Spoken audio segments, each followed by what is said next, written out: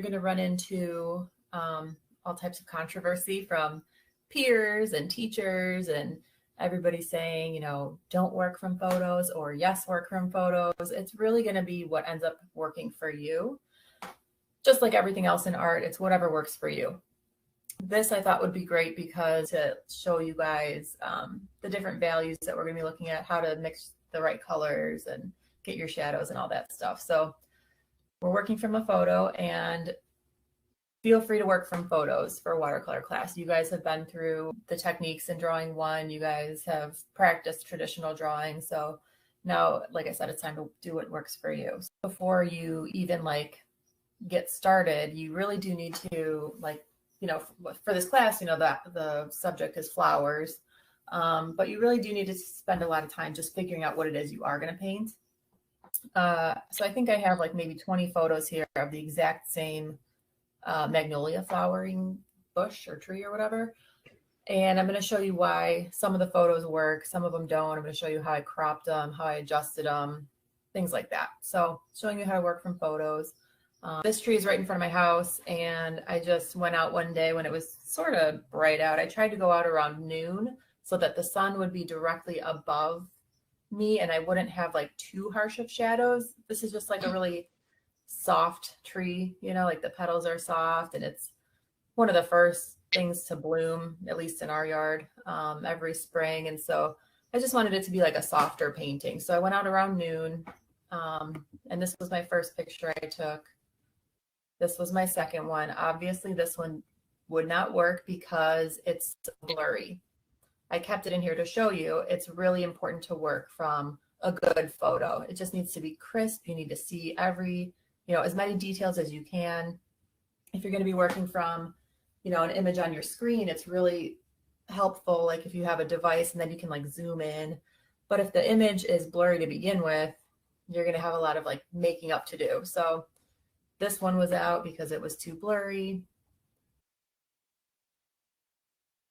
This one ended up being blurry too. I did like the composition of this one. You know, I had like the two flowers in the center and then another flower up here. And then all of the branches, and you know, the branches of the tree, the magnolia tree, but including the branches too of these trees in the background, I kind of liked. They were kind of like framing the flowers, but I ended up getting rid of it. So I'm getting closer to what I want. Like I'm cropping in each time.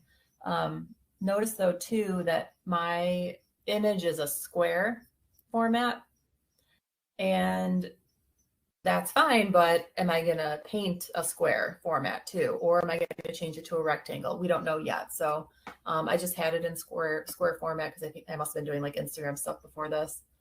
But anyway, as these photos go, they get closer and closer to what I want. I just wanted to mess with like the color a little bit, so I just warmed it up. There it is. And you can tell the difference. You know, that first one was really gray. The back, like the whole sky was gray. Now the sky's a little bit warmer, closer to the flowers, like, you know, closer to the horizon. It gets a little bit cooler up top.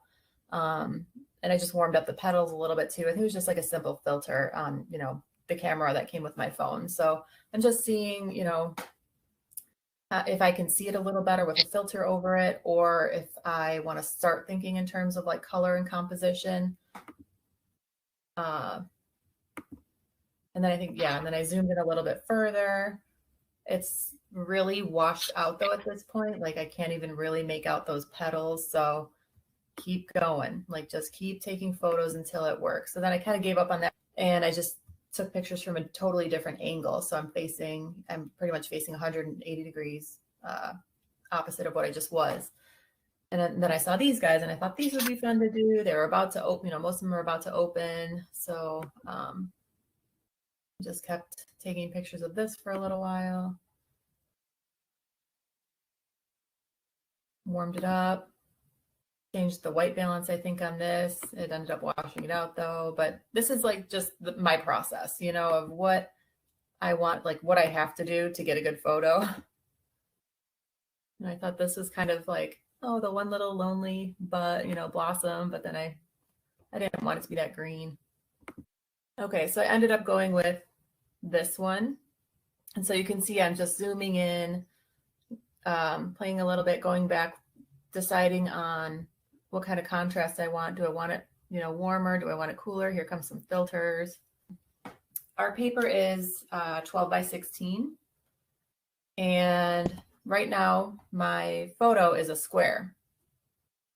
But if you go into one of the settings, you can change it. So right here, I think I just went into crop.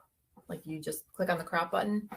And the first one that comes up for me on my Android phone is free. That means you can crop it. Like you can bring any of the corners in and it won't like constrain or restrain the edges. It'll just, you can make it as big or as small as you want. You can make it a rectangle. You can make it a square, whatever. Next is original. Next is square. Those would be the same thing. 16 by 9. But then 4 by 3 is the same ratio as our paper. So I thought I'd just use that and not worry about having to cut the paper or, I just thought 4 by 3 would be good. So I ended up choosing that. And then it's going to put a 4 by 3 rectangle over my picture right now. So let's see. Okay. And then from here, right now, that 4 by 3 measurement, that rectangle that's on my picture is the exact same ratio as my paper. And all I would have to do is blow it up when I'm in my drawing stage. But I wouldn't lose any more cropping. And then just play around with where you want everything. I thought I liked this, and then I tilted it a little bit.